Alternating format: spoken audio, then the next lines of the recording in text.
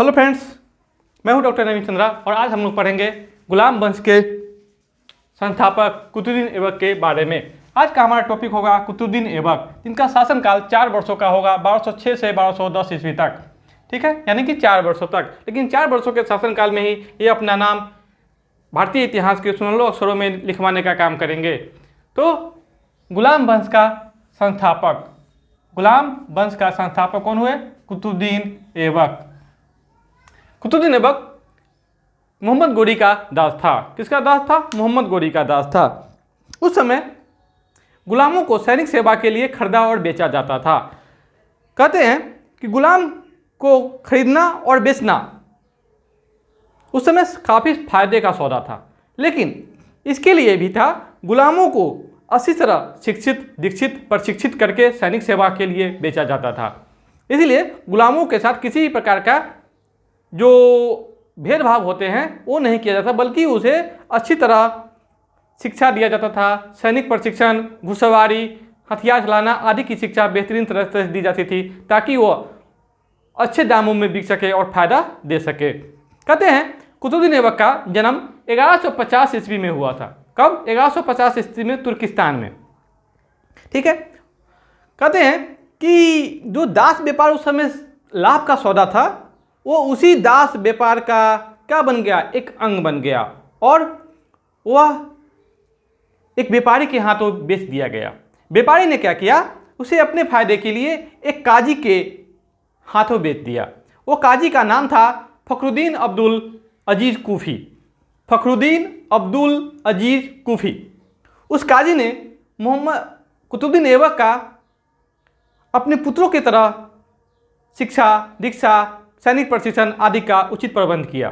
कहते हैं उन्होंने काजी के संपर्क में रहकर कुरानों को कंठस्थ याद कर लिया था। उनका जो स्वर था कुरान पढ़ने के लिए वो काफ़ी सुरीला था, जिसके कारण उनका नाम आगे चलकर कुरान खां भी हो जाएगा, कुरान खां। और उनको कुरान खां की उपाधि भी मिल जाएगी, क्योंकि ये कुरान को अच्छी तरह पढ़ते थे। ठीक है। तो इन्होंने काजी फखरुद्दीन अजीज अब्दुल कूफी के यहाँ अच्छी तरह सेना का प्रशिक्षण लिया और शिक्षा दीक्षा भी लिया। लेकिन जब काजी की मृत्यु के बाद इसके पुत्रों ने इसे फिर से बेच दिया, जो अंशतः यह मोहम्मद गोरी के पास आ गया। मोहम्मद गोरी के पास आने के बाद मोहम्मद गोरी ने इसकी सैनिक काबिलियत, इसके ईमानदारी आदि से प्रभावित होकर इसे घोड़े का सरदार, यानी कि घोड़े के जो अस्तबल होते हैं उसका प्रधान नियुक्त कर दिया, जिसको जो उस समय सैनिक सेवा में काफ़ी महत्वपूर्ण पद होता है। और यही कारण है कि मोहम्मद गोरी के हर एक सैनिक अभियानों में यह उनके साथ जाने लगा। ठीक है। तो यह हुआ कुतुबुद्दीन ऐबक का संक्षिप्त विवरण। कुतुबुद्दीन ऐबक किसका दास था? मोहम्मद गोरी का। मोहम्मद गोरी इसके ईमानदारी, वीरता आदि से प्रभावित होकर इन्हें अमीर अखुर का पद दिया। अमीर अखुर जो सल्तनत काल में काफ़ी महत्वपूर्ण पद होता था, जिसका काम था शाही अस्तबल का प्रधान होना। शाही अस्तबल मतलब घोड़े के जो सैनिकों होते थे उसका प्रधान, जो उस समय काफ़ी महत्वपूर्ण पद थे। ठीक है। कुतुबुद्दीन ऐबक ने दिल्ली में प्रथम तुर्क शासक, दिल्ली का प्रथम तुर्क शासक था। प्रथम तुर्क शासक, क्योंकि हम पहले ही बता चुके हैं यह क्या थे, इसके माता पिता क्या थे? तुर्क थे। जिनका जन्म कब हुआ था? 1150 ईस्वी में तुर्किस्तान में हुआ था। 1150 तुर्किस्तान। ठीक है। ऐबक का मतलब होता है चंद्रमा का देवता, कुतुबुद्दीन ऐबक। ठीक है। इनका जो ऐबक टाइटल था, ऐबक, यह एक तुर्की शब्द है। कौन सा शब्द है? तुर्की शब्द है, जिसका अर्थ होता है चंद्रमा का देवता। ठीक है। कुतुबुद्दीन ऐबक मोहम्मद गोरी यानी कि अपने मालिक मोहम्मद गोरी के साथ हर एक युद्ध में क्या करते थे? जाते थे, शाही अस्तबल के प्रधान होने के नाते। जब त्रायन युद्ध के बाद, कौन सा त्रायन युद्ध? द्वितीय त्रायन युद्ध के बाद जब मोहम्मद गोरी ने भारत को विजय किया, तो भारत के विजित क्षेत्रों का प्रभारी मोहम्मद गोरी ने कुतुबुद्दीन ऐबक को नियुक्त करने का काम किया। किसको? कुतुबुद्दीन ऐबक को। यानी कि मोहम्मद गोरी के बाद भारत में प्रशासनिक व्यवस्था का जो प्रधान होगा, कौन होगा? कुतुबुद्दीन ऐबक। कहते हैं 1206 ईस्वी में जब मोहम्मद गोरी की मृत्यु हो जाती है तो कुतुबुद्दीन ऐबक लाहौर को राजधानी बनाकर शासन करना शुरू कर देगा। उस समय सत्ता संघर्ष का 3 केंद्र थे। कितने केंद्र थे? 3 केंद्र थे। कहते हैं कुतुबुद्दीन ऐबक को गद्दी प्राप्ति करने के लिए काफ़ी संघर्ष का सामना करना पड़ा। ठीक है, क्योंकि मोहम्मद गोरी ने अपनी वसीयत में किसी उत्तराधिकारी को नियुक्त नहीं किया था। वो बराबर कहा करते थे कि ये दास ही हमारे पुत्र हैं और यही हमारे क्या करेंगे, जो यादें हैं उसको बना के रखेंगे, मेरे जीते हुए प्रदेश को संभाल के रखेंगे। यानी कि वो सब कुछ सर्वे सर्वा किसको मानते थे? अपने दासों को। इसीलिए जब मोहम्मद गोरी की मृत्यु हो गई तो उनके जो कुछ बेहतरीन दास थे तो उन्होंने पूरे मोहम्मद गोरी के साम्राज्य को 3 भागों में बांटने का काम किया। ठीक है, जो 3 दास प्रमुख थे, कुतुबुद्दीन ऐबक, नसरुद्दीन कुवाचा, ताजुद्दीन एल्दौज, जिसमें सबसे ज़्यादा वरिष्ठ थे एल्दौज। सभी ने भारत की शासन व्यवस्था पर अपना अधिकार जमाया नहीं, अधिकार का दावा किया। ये दोनों शासकों ने करेगा। तो कुतुबुद्दीन ऐबक ने अपनी व्यवस्था को मजबूत करने के लिए, अपनी स्थिति मजबूत करने के लिए रिश्तेदारी का सहारा लिया। किसका? रिश्तेदारी का। कुतुबुद्दीन ऐबक ने अपनी बहन का शादी मुल्तान और सिंध के जो शासक थे नसरुद्दीन कुवाचा के साथ कर दिए। ठीक है, अब रिश्ते में कुतुबुद्दीन ऐबक के बहनोई हो गए नसरुद्दीन कुवाचा। ताजुद्दीन एल्दौज, जिनके अधिकार क्षेत्र में गजनी, एल्दौज की पुत्री से कुतुबुद्दीन ऐबक ने खुद शादी कर लेगा। यानी कि अब एल्दौज का दामाद हो जाएगा कुतुबुद्दीन ऐबक। उन्होंने रिश्तों को क्या बना लिया? सुरक्षा कवच बनाकर अपनी शासन व्यवस्था को मजबूत करने का काम किया। और यही नहीं, गयासुद्दीन मोहम्मद, कौन? गयासुद्दीन मोहम्मद, जो मोहम्मद गोरी का भतीजा था और राजनीतिक उत्तराधिकारी भी था। ठीक है, तो मोहम्मद गोरी की मृत्यु के बाद और कुतुबुद्दीन ऐबक को या उनके दासों को कोई दासत्व से मुक्ति दे सकता था तो वो था मोहम्मद गोरी का रिश्तेदार। तो उस समय यह गयासुद्दीन मोहम्मद ने क्या किया, जो गोरी का भतीजा था, 1208 ईस्वी में, कब? 1208 ईस्वी में कुतुबुद्दीन ऐबक को दासत्व से मुक्त कर दिया। दासता से क्या कर दिया? मुक्त कर दिया। देख रहे हैं। अब 1208 के बाद कुतुबुद्दीन ऐबक दास नहीं रहेगा। ठीक है, मुक्त करके सिंहासन, छत्र, राजकीय पताका आदि के साथ भेंट भिजवाया। किसके पास? कुतुबुद्दीन ऐबक के पास, गयासुद्दीन मोहम्मद ने। तो अब क्या हो गया? कुतुबुद्दीन ऐबक लाहौर, दिल्ली या आगरा, यानी कि भारतीय प्रशासनिक व्यवस्था का क्या हो गया? सर्वे सर्वा हो जाएंगे। और यहाँ पे नहीं ये रुकेंगे, बल्कि इनका एक दास होगा इल्तुतमिश। मोहम्मद गोरी का दास कुतुबुद्दीन ऐबक और कुतुबुद्दीन ऐबक का दास इल्तुतमिश। इसीलिए इतिहास में इल्तुतमिश को दासों का दास कहा जाता है। ठीक है, कहते हैं इल्तुतमिश कुतुबुद्दीन ऐबक के सभी दासों में बेहतरीन था। और यही कारण है कि कुतुबुद्दीन ऐबक को उसके शक्ति से एक प्रकार का क्या था? सत्ता का भय था, राजनीतिक भय था। यही कारण है कि कुतुबुद्दीन ऐबक ने अपनी पुत्री की शादी इल्तुतमिश से करके उसे भारतीय जो क्षेत्र था उसके सबसे बेहतरीन प्रांत बदायूं को गवर्नर बना देगा इल्तुतमिश को। देखेंगे इल्तुतमिश जो कुतुबुद्दीन ऐबक का दास था, तो इसका दास था कुतुबुद्दीन ऐबक का, जिसे दिल्ली के बाजार से कुतुबुद्दीन ऐबक ने खरीदा था। इल्तुतमिश ने अपनी पुत्री की शादी कर दी और बदायूं जो उस समय का सबसे बेहतरीन भारतीय प्रांत था, वहाँ का गवर्नर नियुक्त कर दिया। तो देख रहे हैं इस प्रकार का शक्ति संतुलन बनाने का काम करेगा कुतुबुद्दीन ऐबक। कहते हैं कुतुबुद्दीन ऐबक ने 1208 तक। कब? 1208 तक, क्योंकि 1208 में इसको क्या मिला? दास्ता से मुक्ति मिला। मलिक और सिपह सलार की पदवी से अपने को खुश रखा। मलिक और सिपह सलार बराबर एग्जाम में सवाल किए गए हैं। मलिक और सिपह सलार की उपाधि किस शासक ने लिया था? तो किसने? कुतुबुद्दीन ऐबक ने। ऐबक के बारे में कहा जाता है, कुतुबुद्दीन ऐबक के बारे में कहा जाता है, उसने ना तो अपने नाम का खुतबा पढ़वाया, खुतबा यानी कि उसने सुल्तान की उपाधि धारण नहीं की। कुतुबुद्दीन ऐबक ने अपने नाम का खुतबा नहीं पढ़ाया।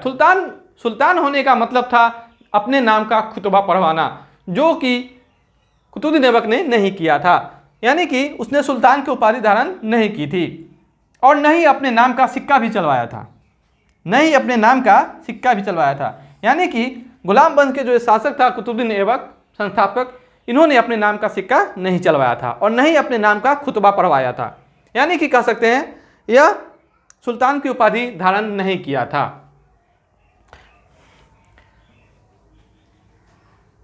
कुतुबुद्दीन ऐबक को लाल बख्श की उपाधि दी गई है।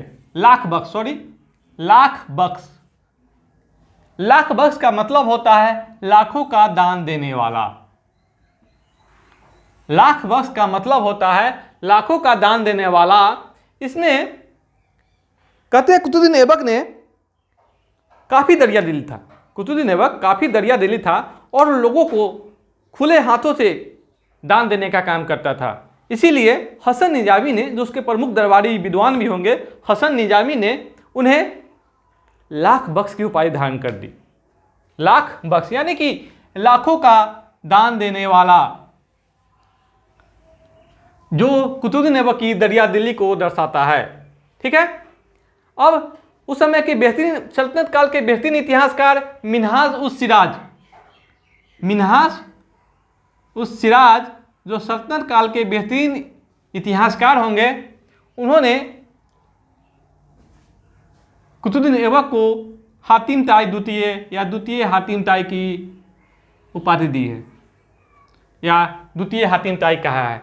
हातिम ताई का मतलब यह हुआ यानी कि वो अपने प्रजा, अपने दोस्तों, अपने रिश्तेदारों को खुले दिल के साथ दान करता था, यानी कि काफ़ी दरिया दिली था, जो हसन निजामी इससे पहले भी लाख बख्श के उपाधि देकर इसको साबित कर चुके थे। तो मिन्हाज उस शरीर ने इसे हातिम ताई द्वितीय कहा है। हमने पहले भी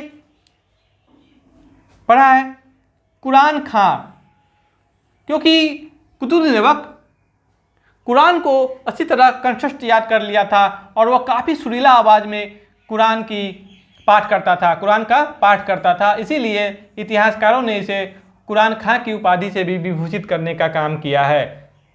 क्यों? क्योंकि यह सुंदर आवाज़ में कुरान का पाठ करता था।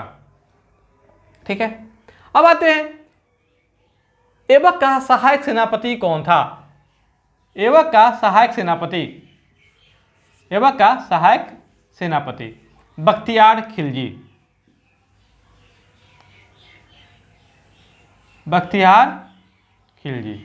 यही बख्तियार खिलजी जिसने नालंदा यूनिवर्सिटी को जला दिया था। उसने नालंदा यूनिवर्सिटी को एक किला समझ के जलाने का काम किया। ठीक है। कहते हैं कुतुबुद्दीन ऐबक विद्वानों का काफ़ी सम्मान करते थे। उनके दरबार में जो विद्वान रहते थे उसमें प्रमुख है हसन निजामी, जो उन्हें लाख बख्श की उपाधि दिया था, हसन निजामी। और दूसरा है फ़क्र मुदबिर। इनका शासनकाल तो मात्र 4 वर्षों का ही रहा। लेकिन इन 4 वर्षों में भी कुछ निर्माण कार्य किए जो भारतीय इतिहास में इनको क्या करता है, अमर करने का काम करता है। इसलिए इनके प्रमुख निर्माण कार्य के बारे में हम लोग अध्ययन करेंगे। ठीक है। कुब्बत उल इस्लाम मस्जिद। कौन सा मस्जिद? कुब्बत उल इस्लाम मस्जिद। यह दिल्ली में है। कुब्बत उल इस्लाम मस्जिद दिल्ली में है। कहते हैं भारतीय इतिहासकारों ने कुब्बत उल इस्लाम मस्जिद के बारे में कहा है कि यह मस्जिद जो है पहले जैन मंदिर था। कौन सा मंदिर था? जैन यानी कि जैन धर्म से संबंधित मंदिर था, जो बाद में इसे बदलकर विष्णु मंदिर कर दिया गया और कुतुबुद्दीन ऐबक ने इस मंदिर को मस्जिद के रूप में परिवर्तित कर उसका नाम कुबत उल इस्लाम मस्जिद कर दिया गया, जो दिल्ली में अवस्थित है। ठीक है, अब यह काफ़ी विचारों वाली बात है कि इतने महान विद्वान खुद थे कुतुबुद्दीन ऐबक, वीर भी थे, फिर भी उन्होंने मस्जिद को बनाने के लिए मंदिर का ही क्यों उपयोग किया? तो उन लोगों को जरूरत अपने अल्लाह की बात करने के लिए मस्जिद की जरूरत पड़ी। ठीक है, तो उसने क्या किया, भारतीय मंदिरों को ऊपरी हिस्सा को तोड़कर सिर्फ ऊपरी संरचना को बदलने का काम किया और उसे कुछ दिनों में मस्जिद बन गया। यानी कि इनकी मस्जिद के बनने में काफ़ी कम समय लगा। इसके कारण उस समय के जो मुस्लिम शासक थे अधिकतर मंदिरों को तोड़कर ही बनाने का काम करेंगे। ठीक है, अगला इनका निर्माण कार्य है 2.5 दिन का झोपड़ा, जो अजमेर में है। 2.5 दिन का झोपड़ा कहते हैं यह सरस्वती मंदिर था पहले। इस पर चौहान वंश के प्रतापी शासक बिसलदेव की रचना क्या है, उत्कीर्ण की गई है। संस्कृत काव्य नाटक है बिसलदेव की ये रचना। तो इस पर 2.5 दिन का झोपड़ा पर क्या है, उत्कीर्ण किया गया है। और ये जो वो पहले सरस्वती मंदिर था, तो इस सरस्वती जो मंदिर है, इस मंदिर को तोड़कर मात्र 2.5 दिन में कुतुबुद्दीन ऐबक ने इस मस्जिद को बनाने का काम किया। इसलिए इस मस्जिद का नाम है 2.5 दिन का झोपड़ा। क्या, 2.5 दिन का झोपड़ा। ठीक है, जो अजमेर में स्थित है, अजमेर में स्थित है।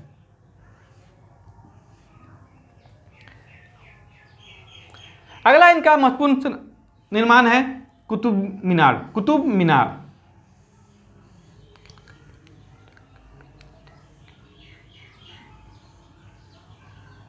कुतुब मीनार कहते हैं उन्होंने कुतुब मीनार की जो निर्माण की शुरुआत की उन्होंने 1199 में। कब? 1199 में। ये अपने गुरु जो उस समय सूफी संत ख्वाजा कुतुबुद्दीन बख्तियार काकी के सम्मान में कुतुब मीनार का निर्माण शुरू करवाए थे। लेकिन इनका जो निर्माण कार्य पूरा नहीं हो पाया इनके जीवन काल में। तो इनके मरने के बाद इल्तुतमिश ने, जो इनका बाद अगला शासक बनेगा, इस वंश का महान शासक होंगे, जो वास्तविक संस्थापक भी होंगे, तो इल्तुतमिश ने इस कार्य को पूरा किया। इल्तुतमिश कहते हैं कुतुब मीनार से तो बहुत सारे शासकों का नाम जुड़ा हुआ है। इल्तुतमिश ने जहाँ कुतुब मीनार का निर्माण कार्य पूरा करवाया, वहीं फिरोज शाह तुगलक ने इस पर 5वीं मंजिल जोड़ने का काम किया। ठीक है, और इसका जो मेन दरवाजा है अलाज दरवाजा, उसको अलाउद्दीन खिलजी ने निर्माण कराया। अलाउद्दीन, एक साथ कितने शासकों का नाम आ गया? कुतुब मीनार, कुतुबुद्दीन ऐबक, इल्तुतमिश, फिरोज शाह तुगलक, अलाउद्दीन खिलजी। ऐबक ने साम्राज्य विस्तार से अधिक, क्योंकि देख रहे हैं हम लोग ऐबक को काफ़ी कम समय मिलेगा। सबसे पहले तो उसको सत्ता के लिए संघर्ष करना पड़ेगा। अपनी स्थिति को मजबूत करने के लिए काफ़ी लोगों के साथ, जैसे एल्दौस, कुवाचा, इल्तुतमिश के साथ रिश्तेदारी का क्या सुरक्षा कवच लेना पड़ेगा। तो इसीलिए ऐबक ने साम्राज्य विस्तार में ज़्यादा ध्यान नहीं लगाया, बल्कि जितना ही रात था उसको क्या किया, सुदृढ़ीकरण पर बल दिया, यानी कि उसकी मजबूती पर बल दिया। किस पे? मजबूती पे।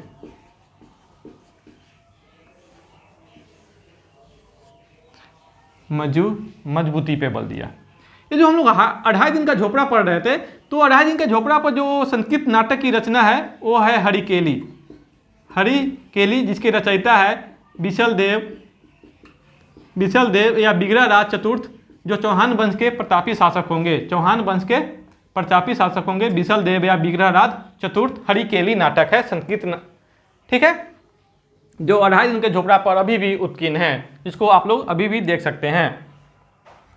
1210 ईस्वी में 1210 ईस्वी में चौगान खेलते समय घोड़े से गिरकर, किससे गिरकर? घोड़ा से गिरकर कुतुबुद्दीन ऐबक की मृत्यु हो जाएगी। यानी कि इनका जो जीवन काल होगा लगभग 1150 से 1210 यानी कि 60 वर्षों का होगा। ठीक है, इनको लाहौर में ही दफना दिया जाएगा। कहाँ? लाहौर में ही इनको दफना दिया जाएगा, क्योंकि इनका निधन ही लाहौर में होगा। ठीक है, इसलिए लाहौर में दफनाया जाएगा।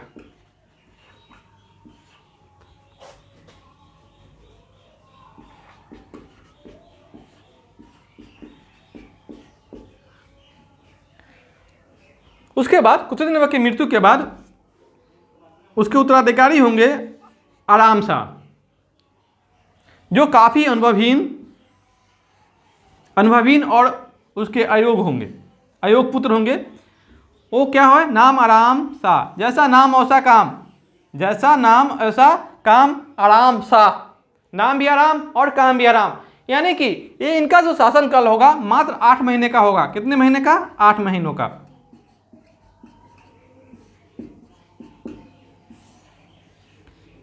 जिससे दिल्ली के जो तुर्क होंगे, अमीर होंगे, वह काफ़ी क्षुब्ध हो जाएंगे और वह कुतुबुद्दीन ऐबक के दो दामाद और बदायूं के शासक इल्तुतमिश को शासक बनने के लिए निमंत्रण देंगे। और इल्तुतमिश क्या करेंगे? आराम शाह को गद्दी से हटाकर उसकी हत्या करके गुलाम वंश का वास्तविक संस्थापक होने का कार्य करेंगे। यानी कि भारतीय इतिहास में जो गुलाम वंश का अध्ययन करेंगे, एक होंगे संस्थापक जो कुतुबुद्दीन ऐबक और एक होंगे वास्तविक संस्थापक इल्तुतमिश। इल्तुतमिश का अर्थ होता है साम्राज्य का रक्षक।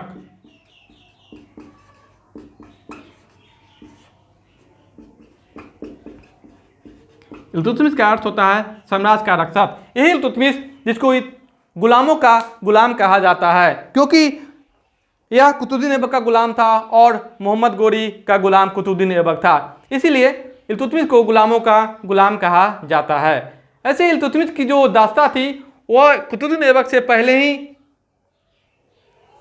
हटा दिया गया था। जब खोखरो के युद्ध में मोहम्मद गोरी की जान की रक्षा इल्तुतमिश ने की थी, तो मोहम्मद गोरी के कहने पर कुतुबुद्दीन ऐबक ने इल्तुतमिश को 1206 में ही दास्ता से मुक्त करने का काम किया था।